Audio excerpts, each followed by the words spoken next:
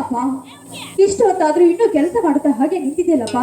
ಸ್ವಲ್ಪ ವಿಶ್ರಾಂತಿ ತೆಗಿತ್ಕೋಪ್ಪ, ಆಮೇಲೆ ಕೆಲಸ ಮಾಡುವಂತೆ. ಬಾ ಮಗಳೇ ಸೀತಾ, ಈಗ ಬಂದೇನಮ್ಮ? ಹೌದಪ್ಪ, ಈಗ್ಲೇ ಬಂದೆ. ಸೀತಾ, ನಿಂದೇಕ ಬುದ್ಧಿಯನ್ನು ತರದೆ ಹಾಗೆ ಬರಗೈಯಿಂದ ಬಂದಿರುವಲ್ಲ, ಯಾಕೆ ಬುದ್ಧಿ ತರಲಿಲ್ಲವೇ? ಅಪ್ಪ, ಬುದ್ಧಿ ತಂದಿದ್ದೆ, ಆದರೆ ಅನ್ನುವ ನಿಟ್ಟಿಸುರೇಕೆ ಸೀತಾ?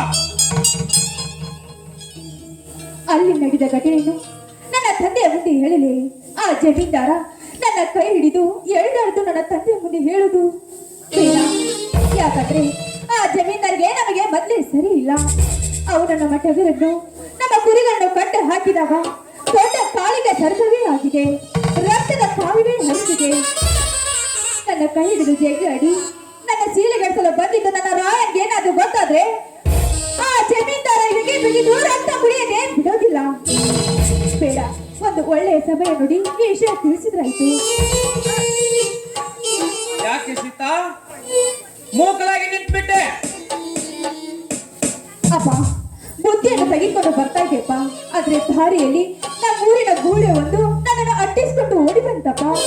ಅದರಿಂದ ತಪ್ಪಿಸ್ಕೊಂಡು ಓಡ್ ಬರ್ಬೇಕಾದ್ರೆ ಬುದ್ಧಿ ಕೆಳಗೆ ಬಿದ್ದು ಮಣ್ಪಲ ಆಗಿ ಹೋಯ್ತಪ್ಪ.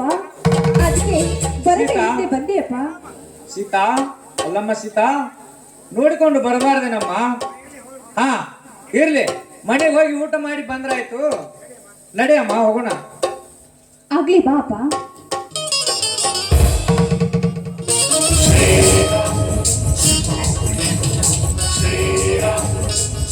ಅಪ್ಪ, ತಂದೆ ಮಗಳಿಬ್ಬರು ಮೇರ ಪರ್ವತದ ಬಂಡೆಯ ತಲೆ ಮೇಲೆ ಬಿದ್ದಂತೆ ಮಾತನಾಡ್ತಿದ್ರಲ್ಲ, ಏನದು? ಏನು ಇಲ್ಲಪ್ಪ, ಈ ವರ್ಷ ಬರುವ ದೀಪಾವಳಿಗೆ ನಿನ್ನ ತಂಗಿಗೆ ಬಂಗಾರದ ಸರವಂತೆಪ್ಪ ರಾಯಣ ಮಾಡಿಸಿಲ್ವಾ? ಬಂಗಾರದ ಸರವಷ್ಟೇ ಯಾಕಪ್ಪ, ಬಂಗಾರದ ಅಂಗಡಿಯನ್ನು ತಂದ ಕೊಡಗಲಿ ನನ್ನ ಮುದ್ದಿನ ತಂಗಿಗೆ. ಹಾ, ಬಂಗಾರದ ವಿಷಯಗಳಲ್ಲಿ ಮೊದಲು ಊಟ ಮಾಡೋಣ ಬನ್ನಿ. ಅಣ್ಣ, ಇವತ್ತು ನಾನು ಬುದ್ಧಿ ತಂದಿಲ್ಲಣ್ಣ. ಬಾಣ, ಮನೆಗೆ ಹೋಗಿ ಎಲ್ಲರೂ ಸೇರಿ ಊಟ ಮಾಡೋಣ. ತಮಾಷೆ ಮಾಡಬೇಡಮ್ಮ, ನನಗೆ ತುಂಬಾ ಹೊಟ್ಟೆ ಹಸ್ತಿದೆ, ಬೇಗ ಊಟಕ್ಕೆ ಬಡಿಸಮ್ಮ. ರಾಯಣ್ಣ, ಇದು ತಮಾಷೆ ಮಾತಲ್ಲಪ್ಪ.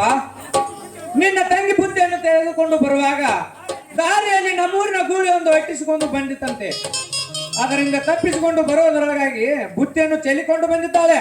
ನೀನಾಡಿದ ಮಾತು ಸುಳ್ಳಪ್ಪ, ಸುಳ್ಳು. ಈ ನಿನ್ನ ಮಗನನ್ನು ಸಮಾಧಾನ ಪಡಿಸುವುದಕ್ಕೆ ನೀವು ಇಬ್ಬರು ಈ ತರ ಸುಳ್ಳು ಹೇಳ್ತಾ ಇದ್ದೀರಾ. ತಂಗಿ ದಾರಿಯಲ್ಲಿ ಬರುವಾಗ ಏನೋ ಕೆಟ್ಟ ಘಟನೆ ನಡೆದಿರಬೇಕು, ಅದನ್ನು ನನ್ನಿಂದ ಮುಚ್ಚಿಡ್ತಾ ಇದ್ದೀರಾ. ರಾಯಣ್ಣ, ನೀನ್ ಏನ್ ಮಾತನಾಡ್ತಿರುವೆ?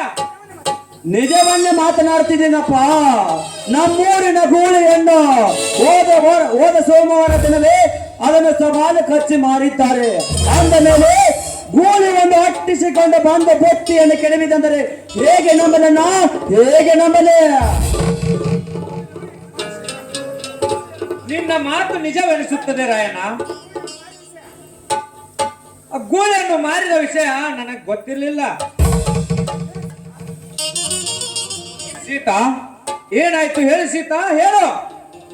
ಅಪ್ಪ, ಅದು ಅದು ತಂಗಿ, ನೀನೀಗ ನಿಜ ಸಂಗತಿ ಹೇಳದಿದ್ದರೆ ಈ ನಿನ್ನ ಅಣ್ಣನ ಆಣೆಯಾಗಿದೆ ಅಮ್ಮ, ಆಣೆಯಾಗಿದೆ. ಸಂಕೋಚವಿಲ್ಲದೆ ಹೇಳು ಸೀತಾ, ಏನಾಯ್ತೆಂದು ಹೇಳು. ಅಪ್ಪ, ಅಣ್ಣ, ಆ ಘಟನೆಯಿಂದ ನನ್ನ ಬಾಯಿಂದ ಹೇಗೆ ಹೇಳಲಿ ಅಣ್ಣ, ಹೇಗೆ ಹೇಳಲಿ? ನಾನು ನಿಮಗೆ ಬುದ್ಧಿ ಇಟ್ಟುಕೊಂಡು ಬರ್ಬೇಕಾದ್ರೆ ಆ ಜಮೀನ್ದಾರ ನನ್ನ ಕೈ ಹಿಡಿದು ಎಳೆದಾಡಿ ಬಾಯಿಗೆ ಬಂದಂತೆ ಮಾತನಾಡಿ ನನ್ನ ಸೀಳೆ ಗಡಿಸಲು ಪ್ರಯತ್ನಿಸಿದ ಇದನ್ನೇನು ಹೇಳಿದ ತಂಗಿ, ನನ್ನ ಹೃದಯದಲ್ಲಿ ಕುಟುಕತನ ಕುದಿಯುತ್ತ ರಕ್ತದ ಪ್ರಾಗ್ನಿಯ ಜ್ವಾಲೆಯ ಮಾತಣ್ಣ. ಎಷ್ಟೋಣಗಳ ಬಲ ಇರುವ ನನ್ನ ರಾಯಣ್ಣ ಇದ್ದು ಸತ್ತಂತೆ ತಂಗಿ, ಸತ್ತಂತೆ. ಲೇ ಮಗನ ಜಮೀನ್ದಾರ, ನಿನ್ನ ಕೈಗಳನ್ನು ಕರೆದು ಹಿಂಡುವರಿಗೆ ಹಾಲು ಕುಡಿದು ಗಂಡ ನೆನೆಸಿಕೊಂಡ ಈ ರಾಯಣ್ಣ ಎದ್ದು ಸತ್ತಂತೆ ತಂಗಿ, ಎದ್ದು ಸತ್ತಂತೆ. ಬೇಗ ಹೇಳಪ್ಪ, ಆ ಜಮೀನ್ದಾರನ ಏನು ಮಾಡಲಿ? ನಿಲ್ಲು ರಾಯಣ್ಣ, ಸಮಾಧಾನ ತಂದುಕೋ. ನಾನು ಹೇಳುವ ಮಾತು ಸ್ವಲ್ಪ ಕೇಳಪ್ಪ. ಈ ವಿಷಯ ಊರಿನ 4 ಜನ ಪ್ರಮುಖರಿಗೆ ತಿಳಿಸಿ ಪಂಚಾಯಿತಿ ಸೇರಿಸಿ ಒಂದು ತೀರ್ಮಾನಕ್ಕೆ ಬರೋಣ. ಹೇಗೆ ಸಮಾಧಾನ ಮಾಡಿಕೊಳ್ಳಲಪ್ಪ, ಹೇಗೆ ಸಮಾಧಾನ ಮಾಡಿಕೊಳ್ಳಲೆ? ನನ್ನ ರಕ್ತ ಕದಕದನೆ ಕುದಿಯುತ್ತದೆ, ಸೇಡು ಉಕ್ಕುತ್ತದೆ, ರೋಷ ಸಿಡಿದದ್ದು ಹೊರಬರುತ್ತದೆ. ನನ್ನ ತಂಗಿಯ ಮೇಲೆ ಕೈ ಮಾಡಿದವನ ಕೈಗಳನ್ನು ಕತ್ತರಿಸ. ಲೇ ಮಗನ ಜಮೀನ್ದಾರ, ನನ್ನ ತಂಗಿಯ ಮೇಲೆ ಕಣ್ಣು ಹಾಕಿದ್ದು ತಪ್ಪಾಯ್ತು ಎಂದು ಅವಳ ಕಾಲಿಗೆ ಬಿದ್ದ ಕ್ಷಮೆ ಕೇಳಿದರೆ ನಿನ್ನನ್ನು ಬದುಕಲು ಬಿಡುತ್ತೇನೆ. ಇಲ್ಲದಿದ್ದರೆ ರಕ್ತದ ಮಡುವಿನಲ್ಲಿ ಮಲಗಿಸಲಿ ಬಲು ಎತ್ತರ. ರಾಯಣ್ಣ, ಇದನ್ನೆಲ್ಲ ನಾನು ವಿಚಾರಿಸುತ್ತೇನೆ, ನೀನು ಸ್ವಲ್ಪ ಸುಮ್ಮನಿರು. ಏನು ವಿಚಾರಿಸೋದು ಬೇಡಣ್ಣ, ಅದನ್ನೆಲ್ಲ ನಾನೇ ವಿಚಾರಿಸುತ್ತೇನೆ. ಅಣ್ಣ, ಅಪ್ಪ ಹೇಳೋ ಮಾತು ಸ್ವಲ್ಪ ಕೇಳಣ್ಣ. ತಂಗಿ, ಯಾರು ಕೇಳಿದ್ರು ಕೇಳುವಷ್ಟು ತಾಳ್ಮೆ ನನಗಿಲ್ಲ ತಂಗಿ. ನಿನ್ನ ಮೇಲೆ ಕೆಟ್ಟ ಕಣ್ಣಿಟ್ಟ ಜಮೀನ್ದಾರನ ಕಣ್ಣು ಕೆಟ್ಟ. ನೀ ಬಾಯಿಗೆ ಬಂದಂತೆ ಬಗಳಿನ ಬಂಡ ಜಮೀನ್ದಾರನ ಕಚ್ಚರೆ ಗಂಡಗೆ ಹರಿಯುವಂತೆ ಗೊತ್ತಿಗೂಟಕ್ಕೆ ಘೋಷಿಸಿದ್ದರೆ ನನ್ನ ಹೆಸರು ಹಾಲು ಮತ್ತು ಹೊಲಿನೇ ಅಲ್ಲ. ಅಣ್ಣ, ಆದಿತ್ತು ಆತನ ನೋಡೋಣ. ಅವರು ಶ್ರೀಮಂತರು, ನಾವು ಬಡವರು. ಅಂತ ಶ್ರೀಮಂತರು ಎದುರು ಹಾಕಿಕೊಳ್ಳೋದು ಸರಿಯಲ್ಲ ಅಣ್ಣ. ಎಂತ ಹೇಳಿತನ ಮಾತನಾಡಿದಮ್ಮ ಈ ನನ್ನ ರಾಯಣ್ಣನಿಗೆ. ಇವನು ಎಲ್ಲಿಗೆ ಬಿಟ್ಟರೆ ಆ ಜಮೀನ್ದಾರ ನಿನ್ನನ್ನು ಹೊತ್ತುಕೊಂಡು ಹೋಗುತ್ತಾನೆ. ಇದನ್ನು ನೋಡಿ ಚಂದನಂತೆ ಕೈ ಕಟ್ಟಿ ಕುಳಿತುಕೊಳ್ಳಲಿಕ್ಕೆ ಆ ಚಂದಿಗೆ ಈ ರಾಯಣ್ಣನ ಜೀವನದಲ್ಲಿ ಬಂದಿಲ್ಲ, ಮುಂದೆ ಬರೋದೇ ಇಲ್ಲ. ಲೇ ಮಗನ ಜಮೀನ್ದಾರ, ಈಗಲೇ ಬರ್ತಿದ್ದರೆ ನಿನ್ನ ತಲೆ ಕರೆದ ಕಸದ ಕಟ್ಟಿಗೆ ಹಾಕಲ.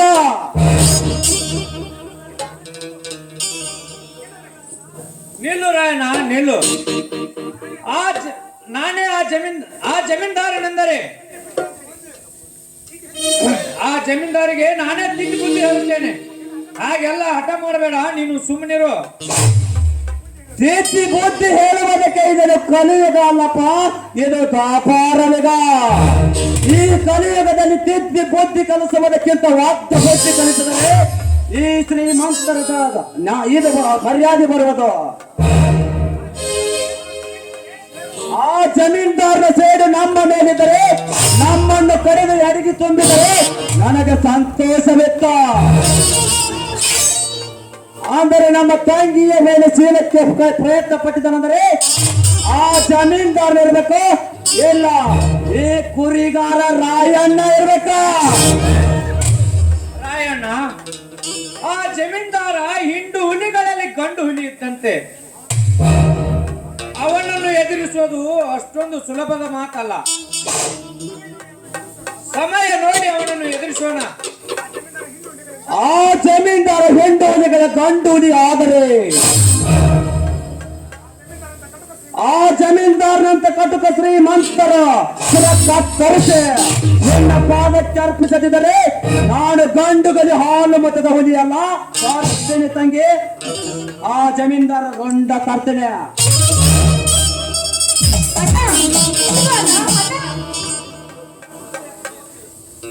ಅಪ್ಪ, ನನ್ನ ಅಣ್ಣ ಮೊದಲೇ ಮುಂಗೋಪಿ. ಆತರದಲ್ಲಿ ಏನಾಗುತ್ತೋ ಎಂಬ ಭಯ ಕಾಡ್ತಾ ಇದೆಯಪ್ಪ ನನ್ನ. ಆ ದೇವರ ಅನುಗ್ರಹ ಹೇಗಿದೆಯೋ ಹಾಗೆ ಆಗಲಿ. ನಡೆಯಮ್ಮ, ಹೋಗೋಣ.